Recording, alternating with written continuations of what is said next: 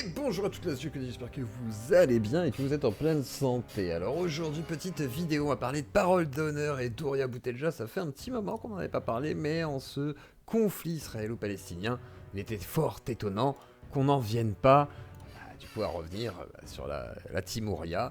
Et bah il y a de quoi se poser des questions. Donc est-ce que la guerre israélo-palestinienne est due à cause de l'Occident? Est-ce que c'est de notre faute, les Occidentaux?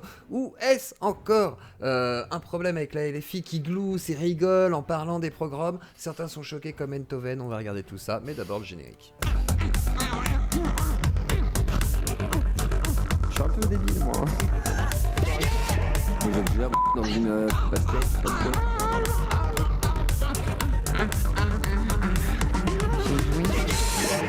Et c'est parti. Alors du coup, que se passe-t-il? Alors on va commencer par un petit tweet que Enthoven a posté. Je l'ai vu tourner hier soir déjà chez d'autres personnes aussi, Yann Braun-Pivet, etc. Yann Braun-Pivet est tombé sur un petit bout de vidéo. Là c'est Ercilia Soudé qui le partage. Là c'est Raphaël aussi. On n'en peut plus de ces députés qui gloussent en parlant d'un programme, qui déclarent les bébés dans le four, c'est Israël qui l'a fait, qui disent et Gaza. Et quand on leur montre les images de l'horreur, qui refusent de parler du terrorisme à propos des 1200 personnes massacrées, etc. On va regarder cette vidéo qui a choqué effectivement parce que bon bah on est avec une intervenante à Parole d'honneur de la LFI semblerait-il qui effectivement rigole beaucoup en parlant de tout ça. Donc alors on pourrait dire que c'est de la maladresse, ça se trouve c'est du stress, peut-être, mais c'est vrai que dans cette période un peu complexe, ça peut être très très mal interprété. On va écouter déjà ce passage pour commencer. Alors, bien sûr, effectivement, le mot qu'on met en avant, c'est cesser le feu. Après, il y a aussi toujours l'idée de on ne peut pas se contenter de cesser le feu. Évidemment, il faut aussi faire en sorte de ne pas revenir à la situation d'avant, qui finalement, sinon c'est le serpent qui se mord la queue. On aura juste à attendre la prochaine explosion. Et c'était le sens d'ailleurs du fait qu'on ait tenu bon sur notre ciné-débat là, sur Yala Gaza. Ça a été une longue histoire ça aussi. Alors donc c'est un ciné-débat qu'on a organisé Charlotte Leduc et moi-même avec le soutien donc, du groupe de la France Insoumise à l'Assemblée nationale. Voilà, réalisatrice, pardon, ou en tous les cas participant au film Yala Gaza. Excusez-moi, ce n'est pas une députée LFI, je me suis fourvoyé à cause de, effectivement, du tweet d'Enthoven qui mélange un petit peu tout entre les LFI et des gens qui vont parler à des militants sur leur plateau. Donc c'est un peu différent tout de même. Alors il faut savoir qu'au départ, ce ciné-débat, on l'avait prévu avant le 7 octobre.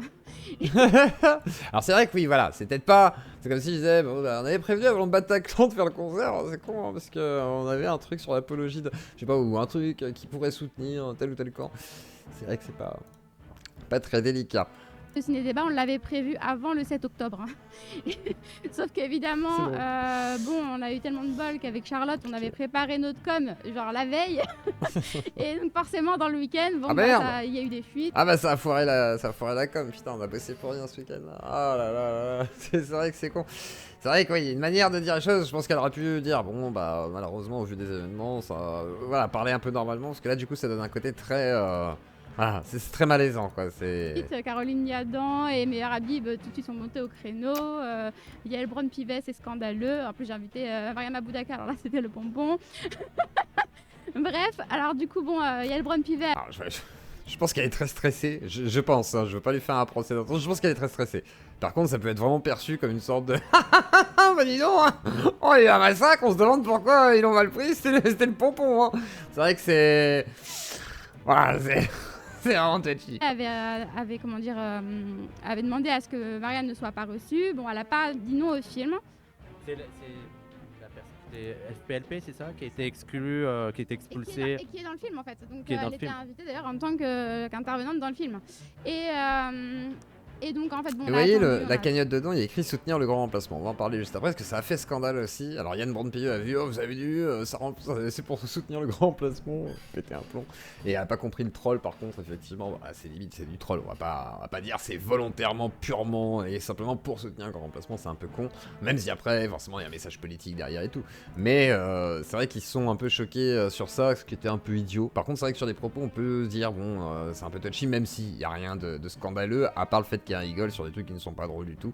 Mais voilà quoi. Attendu, voilà, bon, et on a fini par organiser, bon, assez au dernier moment, parce que voilà, au moins ça évite de laisser trop le temps à nos adversaires de s'en prendre à nous. Bon, donc on a tenu bon parce que l'idée c'était de montrer qu'est-ce qui nous a mené à cette situation-là. Donc c'était l'occasion justement de montrer les causes. Voilà. On va en parler des causes après. À dire, enfin voilà que. On va l'arrêter effectivement parce que bon après c'est plus très intéressant. Alors on voit que parole d'honneur pour justement troller un petit peu, c'est possible d'avoir le lien de cette cagnotte de financement du grand remplacement. Alors du coup ils envoient leur cagnotte effectivement à tous les gens qui veulent effectivement soutenir le grand remplacement. Voilà quoi, qui du coup ils ont ce comportement trollesque sympathique, même si par moment, ça a l'air d'être voilà, une sorte de coutume de mettre quand même la cagnotte à certains endroits. Alors après, c'est pas non plus excessif, hein, ils se sont fait épingler là-dessus, donc c'est bon joueur. Mais par contre, d'ailleurs, plus tard, j'en avais plus que ça tout à l'heure, c'est pas grave. Mais par contre, on va écouter du coup un petit passage de Ouria Boutelja, même si je crois que ce passage aussi pourrait être pas mal, mais d'abord Ouria Boutelja dans tous les cas. Écoutons ce petit passage donc dans une émission, la fameuse émission avec Doomit, Paduring et toute l'équipe, Ouria Boutelja, il y a tout le monde. Et du coup, on va savoir à cause de qui, selon l'expertise d'Ouria Boutelja, on va savoir à cause de qui il y a eu ces événements tragiques du 7 octobre, et du coup la guerre. Parce que voilà, il faut savoir qui est le responsable. Alors, elle va préciser bien entendu qu'elle ne parle en aucun cas en tant qu'experte géopolitique, politique, sociale, machin et tout. Donc en gros, elle n'y connaît rien, mais s'exprime quand même. Alors, nous allons écouter Ouria Boutelja pour connaître son avis sur quelque chose où en fait elle n'y connaît rien, mais bon, elle s'exprimait quand même, quoi. C'est ça qui est fort aussi en politique, c'est qu'on a toujours quelque chose à dire. Et ça c'est bon, attendez, on va mettre un chouïa avant. C'est rien d'autre en réalité que l'histoire du vol d'une terre. Et pour justifier ce vol, l'idéologie sioniste a dû mentir, et donc elle a créé un mythe, voilà, le mythe du peuple sans terre, le mythe du conflit religieux, etc. Et donc, moi, ma question, c'est comment est-ce que, selon toi, la séquence qui s'est ouverte depuis le 7 octobre, en fait, elle dévoile, une fois de plus, l'imposture, en fait, derrière l'idéologie, en fait, du sionisme. Et c'est parti. Alors, bonsoir à tout le monde. Alors, ce qui est intéressant, c'est quand même, juste avant, elle dit, que, ils ont menti mon approche, elle est pas sur du leur tout. histoire, ils ont menti sur leur histoire et tout, mais par contre, elle précise quand même que, voilà, ça va pas être de la faute, du coup, des Juifs, ça va être de la faute de l'Occident. Ça pose quand même 2-3 questions.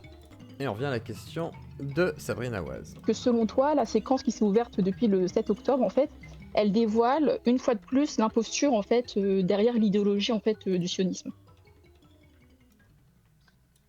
Alors, bonsoir à tout le monde.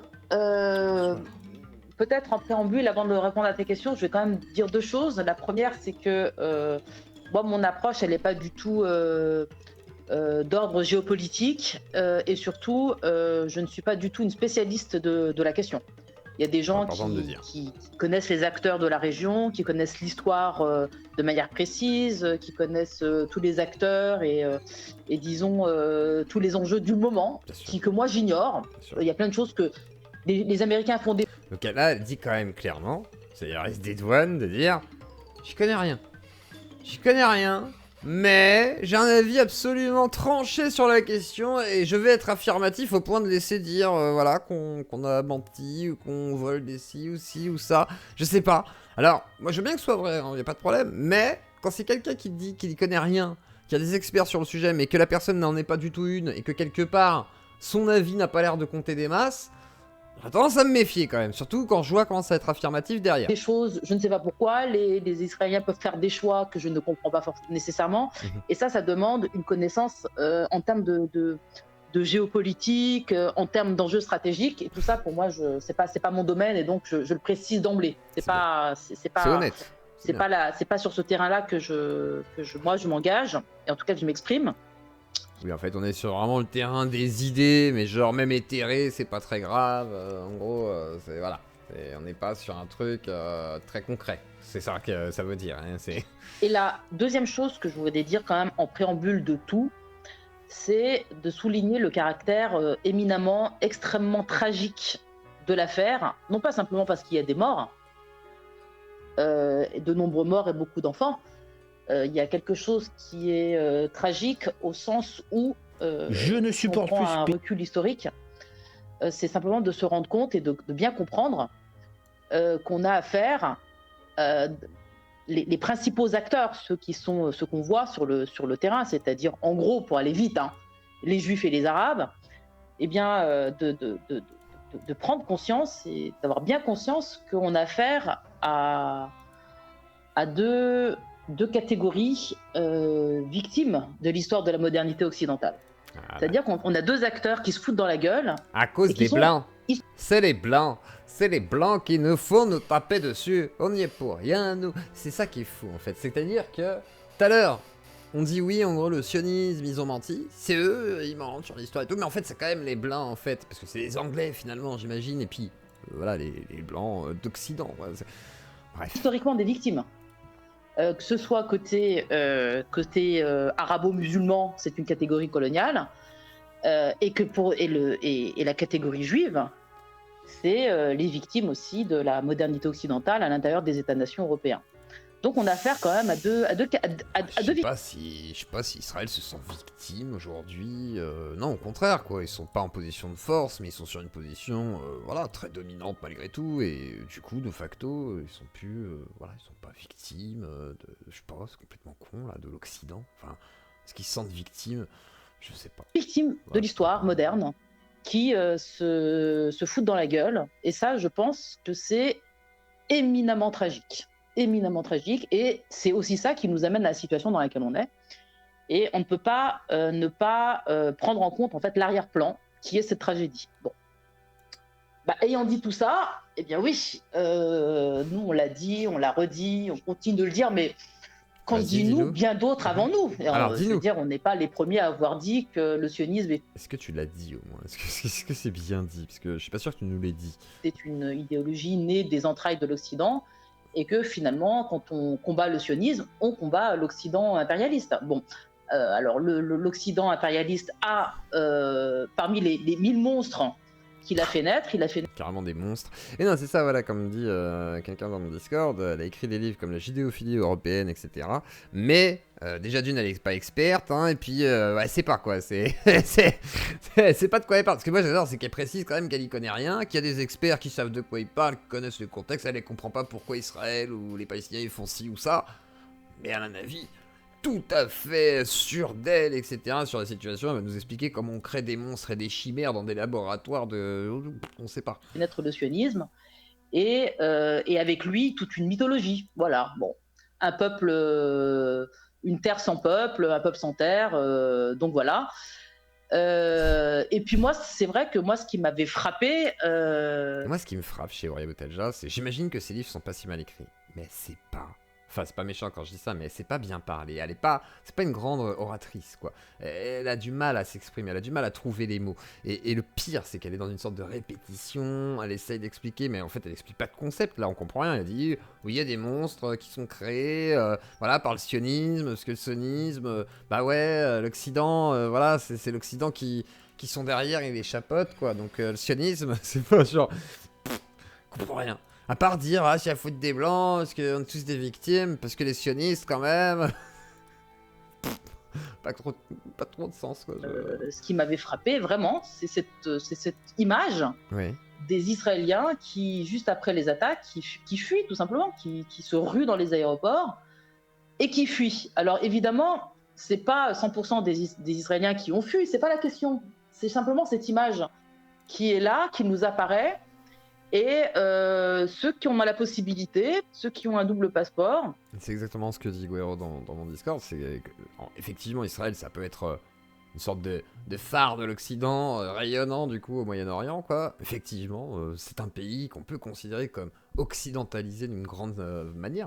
Mais après, bah oui, voilà, c'est le résultat d'une histoire. Après, derrière, bon, bah, est-ce que ça en fait forcément les suppôts de Satan de l'Occident? C'est un peu débile, quoi. Ou même pas, puisque effectivement, ils ont tendance à agir même un peu de leur propre chef. On leur dit, ah, calmez-vous quand même. Et ils font, ok, bon, on va se calmer.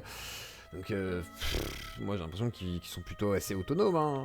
Ceux qui ont toujours leur passeport d'origine, si j'ose dire, ça, ben, eux, ils peuvent se barrer. Voilà, eux, ils peuvent. Incroyable ce qu'elle dit là. Donc, elle dit à ceux qui ont leur passeport d'origine, ils peuvent se barrer, hein, ils peuvent quitter le territoire quand il y a le pogrom, quoi, en gros.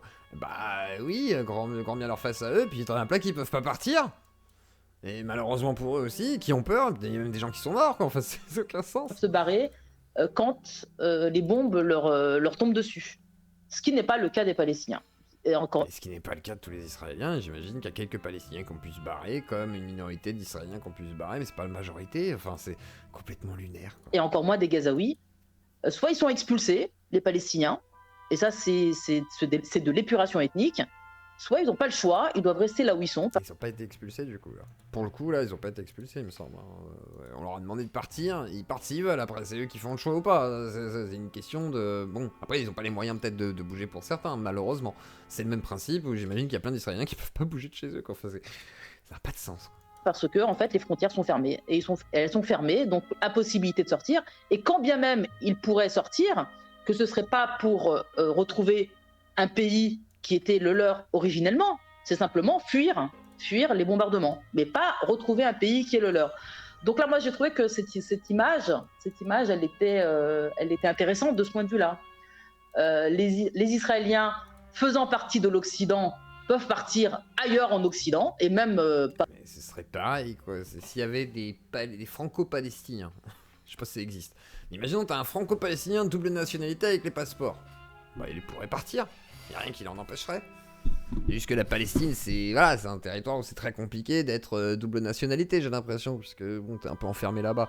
Mais je veux dire, à un moment donné, c'est complètement con, quoi. Enfin, ça se compare pas, du coup. Enfin, on compare deux choses qui se comparent pas. Je sais pas, c'est comme si tu disais, ouais, bah en Corée du Sud, ils peuvent partir, alors qu'en Corée du Nord, ils peuvent pas partir.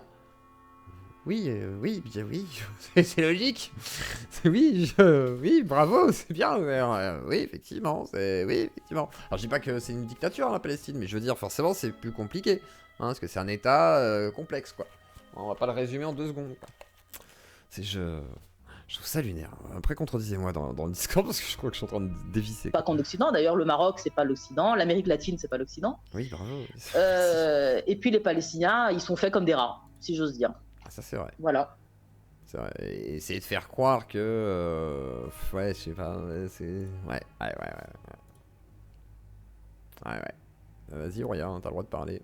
Ah non, elle parle plus, là. C'est un peu la chic. Bon, bah, je crois que c'est tout. Hein. Ok. Oui, non, bah, c'est tout sur ce passage-là. Donc voilà, par exemple, petit extrait donc, du Space Twitter. Et je voulais vous faire écouter aussi un petit passage qui était ça. Alors voilà, c'est pareil, parole d'honneur. On écoute.